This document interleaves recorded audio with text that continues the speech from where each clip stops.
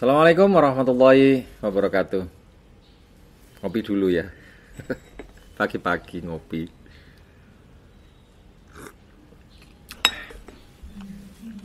Ada banyak nasabah setelah dapat uang klaim malah ndak happy.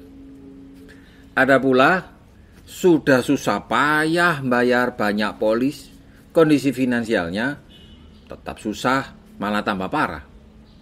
Dan setelah semua klaimnya cair, tetap saja bangkrut. Kau ini cari siapa? Tahukah Anda? Itu sebabnya karena apa?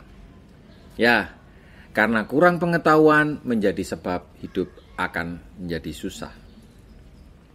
Itulah sebabnya Anda perlu tahu dengan benar berapa uang yang Anda butuhkan kelak dan berapa uang yang perlu kita kelola saat ini. Kuncinya kita perlu memiliki penghasilan yang tetap kita jaga dan kita bisa mengelola pengeluaran itu di dalam pos-pos yang tepat. Nah, saya akan bicara bagaimana cara kerja kami. Saya juga sedang berbicara dengan rekan seprofesi saya agar Anda tidak salah mengerti. Setelah agen asuransi profesional memperoleh informasi tentang kondisi internal dan finansial Anda, dia akan mencari tahu karakter income yang Anda peroleh dari tempat Anda bekerja saat ini. Dia akan cari tahu tentang rincian tanggungan atau hutang, polis asuransi yang telah Anda miliki sebelumnya. Kemudian mengkonfirmasi ulang tentang kebutuhan atau tujuan finansial Anda di masa kini dan di masa mendatang.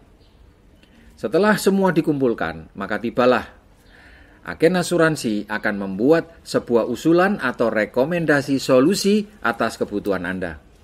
Dan solusi itu diantaranya melalui program kontrak perjanjian asuransi. Nah, yang namanya kebutuhan asuransi setiap klien itu berbeda-beda ya.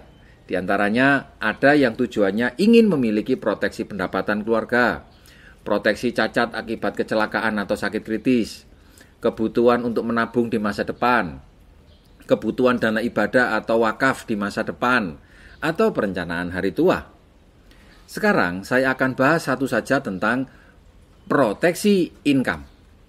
Kita sering mendengar ucapan dari para agen asuransi yang tersebar di sosial media tentang proteksi income atau proteksi pendapatan. Yang lebih tepatnya adalah replacement income. Nah, bagaimana cara kami bekerja? Step 1. Kita perlu memastikan jumlah hutang yang dimiliki oleh nasabah itu. Step 2, memastikan kebutuhan pengeluaran yang harus tersedia segera bila terjadi sebuah risiko. Yang ketiga, memastikan berapa uang yang harus tersedia di rekening untuk menjalani hidup normal setelah mengalami risiko. Step keempat, menjumlahkan secara keseluruhan semua kebutuhan dana dari step 1, step 2, sampai step 3 sebagai kebutuhan proteksi final. Rumit ya? Ya memang. Makanya wajar jika agen asuransi dibayar mahal. Dan salah besar jika masih banyak orang yang mengira pekerjaan kita adalah menakut-nakuti nasabahnya. Emang kita susur ngesot? Wes angel.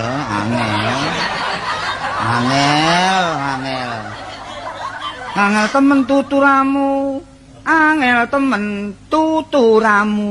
Yang harus susah payah, sekolah tinggi-tinggi, dan setelah mati jadi hantu gentayangan dengan berjalan ngesot hanya untuk membuat Anda takut. Padahal kalau Anda lari, suster ngesot itu mana bisa ngejar.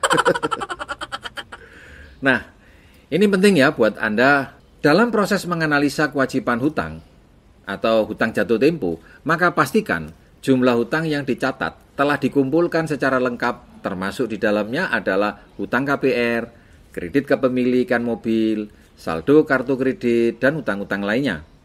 Lalu Anda perlu juga menanyakan kebutuhan pengeluaran yang harus disiapkan segera jika risiko tutup usia itu datang. Pada beberapa golongan suku atau ras tertentu, peristiwa kematian bisa membutuhkan persiapan dana yang cukup besar, bahkan sangat-sangat besar. Anda perlu hitung pula.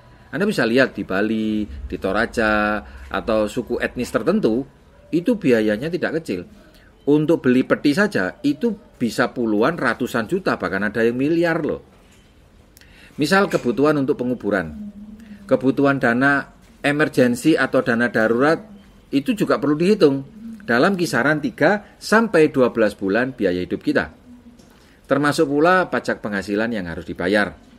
Intinya, Anda akan membutuhkan nilai proteksi yang cukup besar jika Anda tidak punya cita-cita menjadi penerus generasi sandwich. Apa maksudnya? Menjadikan hidup anak dan menantu Anda menjadi terbebani gara-gara kita sendiri. Lalu bagaimana cara menghitung atau menetapkan uang pertanggungan? Secara umum ada 3 pendekatan. Pendekatan ini sifatnya standar bagi seorang financial planner yang memiliki sertifikasi internasional. Pada umumnya, agen asuransi itu memiliki lisensi tapi belum memiliki sertifikasi. Saya saat ini sedang menempuh pendidikan untuk meraih level Certified Financial Planner yang bertaraf internasional. Buat promosi. Pertama adalah menggunakan pendekatan multiple approach berdasarkan acuan pengeluaran.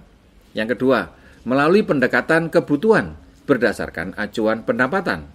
Yang ketiga, melalui pendekatan modal atau capital need. Di vlog kali ini, saya hanya akan membahas pendekatan yang pertama saja.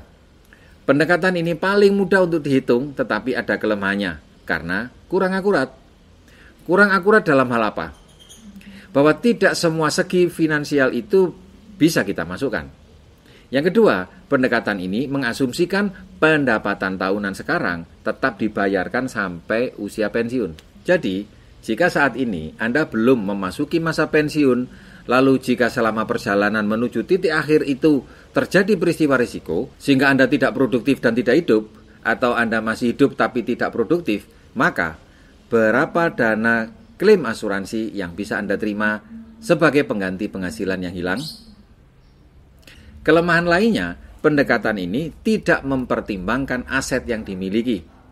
Tidak pula mempertimbangkan perubahan inflasi dan kenaikan biaya hidup. Karena kita tahu semakin tua biayanya bukan tambah kecil.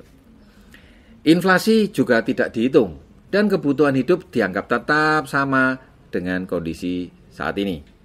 Serta mengasumsikan bahwa hasil investasi di masa depan tetap konstan. Nggak masuk akal kan? Tapi nggak apa-apa. Itu sudah awal yang baik. Mari kita mulai. Misalnya Bapak Bunali memiliki pendapatan 240 juta per tahun atau 20 juta per bulan dan berharap pensiun hingga 20 tahun mendatang. Asumsi hasil investasi saat ini adalah 3,5% per tahun. Dan dia tidak memiliki polis asuransi jiwa. Koyok ngene arek. Sus. Kok niru makne gak ngene arek iki. Nek niru makne ngono mesti pinter. Dan tidak memiliki hutang yang bisa dijelaskan karena berbagai alasan keberatan. Mungkin ya takut ketahuan istrinya. Maka kami akan menghitung kebutuhan asuransi keluarga itu dengan menggunakan kalkulator investasi. Jadi saya masukkan mode begin, N-nya 20, R-nya 3,5, PMT atau payment per periodenya 240 juta, future value-nya 0, payment per year-nya 1, compounding per year-nya 1. Saya akan menghitung present value-nya sebesar 3 miliar 530 juta 360 ribu.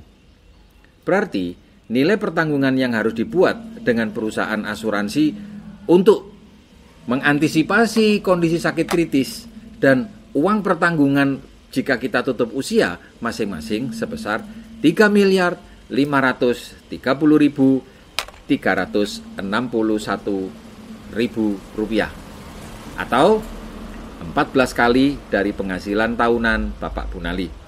Kira-kira begitu contohnya teman-teman. Nah ternyata setelah setahun berjalan ternyata Bapak Bunali baru ingat kalau dia baru saja memperoleh warisan sebesar 300 juta dan dia juga baru saja membeli polis asuransi dengan nilai proteksi sebesar 216 juta. Maka kebutuhan proteksinya harus dievaluasi kembali. Jadi UP sebesar 3 miliar 530.361 juta dikurangi dengan 216 juta dari polis asuransi yang telah dia miliki plus aset sebesar 300 juta. Sisanya adalah 3 miliar Rp14.361.000 atau 12 kali dari penghasilan tahunan Bapak Bunali. Pendekatan ini masih ada kelemahannya, tetapi tetap saja bermanfaat buat semua yang masih hidup di dalam rumah Bapak Bunali. Karena pola ini diasumsikan bahwa benefit asuransi akan dimanfaatkan dan dipakai uangnya itu sampai habis. Masalahnya adalah bila Bapak Bunali ternyata hidup lebih lama dari usia harapan hidup 85 tahun, maka bisa jadi dananya tidak cukup untuk seumur hidup. Atau istrinya ternyata suka berfoya-foya. Atau anaknya ternyata ada kondisi yang tidak diharapkan. Entah sakit, entah tutup usia, sehingga butuh biaya yang sangat besar. Nah, bagaimana solusinya? Minum kopi sianida. Narik dapat tadi. Jangan ya. Kan iki mulai narik pisan. Tangan mundek ya pokoknya. Kelemahan lainnya, bila Bapak Bunali yang ingin meninggalkan warisan, maka keinginan itu tidak akan terjadi. Karena tidak ada dana yang bisa diwariskan. Ya, karena semuanya sudah habis, ludes. Habis dipakai. Terus gimana? Itulah sebabnya perlu lebih dekat bersama kami agar jangan sampai perjalanan ke titik akhir berujung pada penyesalan karena kekurangan sumber daya dan sumber dana. Lihatlah orang yang sedang bertanding. Hal yang paling mengecewakan adalah mau capai garis finish, tinggal menangnya saja. Garis finish sudah kelihatan, ternyata Bunali sakit perut yang hebat dan gagal meneruskan pertandingan. Mencret. Bukankah cerita seperti itu adalah cerita paling tragis? Kalau sejak awal sudah nggak sanggup sehingga nggak ikut pertandingan, ya mungkin saja masih lebih mending. Jadi sudah masuk masa pensiun dan sudah menikmati hidup dengan keuangan yang cukup dari asuransi, ternyata saat tutup usia tak mampu lagi meninggalkan warisan karena semua uang asuransinya sudah ludes digunakan oleh seluruh anggota keluarga untuk bisa survive. Ojo kon reken, sabar ojo kon reken. Sing penting rezeki. Semoga bermanfaat. Jangan lupa klik subscribe karena belajar dari saya, Anda tidak perlu bayar selama Anda aktif di channel ini. Tetap jaga protokol kesehatan karena kabarnya Omikron lagi merangkak naik. Jaga pikiran, jaga lisan, jaga tindakan dan jaga hati Anda karena rezeki seringkali datang tanpa permisi. Terima kasih. Assalamualaikum warahmatullahi wabarakatuh.